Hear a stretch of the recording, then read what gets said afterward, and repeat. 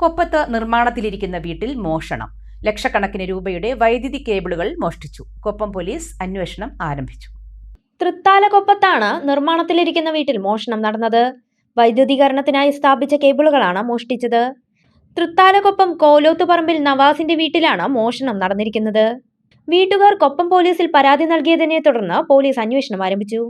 തൃത്താലക്കൊപ്പത്തുള്ള തറവാട്ടിനോട് ചേർന്നാണ് നവാസ് പുതിയ വീട് നിർമ്മിക്കുന്നത്. വീടിന്റെ വൈദ്യുതീകരണത്തിനായി 2 ലക്ഷത്തോളം രൂപയുടെ വൈദ്യുതി കേബിളുകളാണ് ഉപയോഗിച്ചിരുന്നത്. ഇതിന്റെ നിർമ്മാണം നടന്നുകൊണ്ടിരിക്കുന്ന വേളയിലാണ് മോഷണം നടന്നിരിക്കുന്നത്. കേബിളുകൾ സ്ഥാപിക്കുന്ന പ്രവൃത്തികൾ 2 ദിവസം മുൻപ് പൂർത്തിയായിരുന്നു.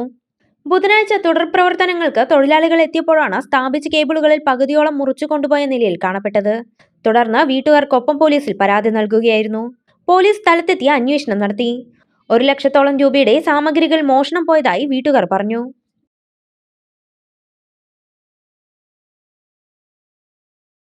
ഇനി ഓരോ ആഘോഷവും വരവേൽക്കൂ ഇമ്മാനുവലിനൊപ്പം. Immanuel Silks M Space shopping centre, Mele Pattambi, also at Kannur, Kanhangad and Iritty.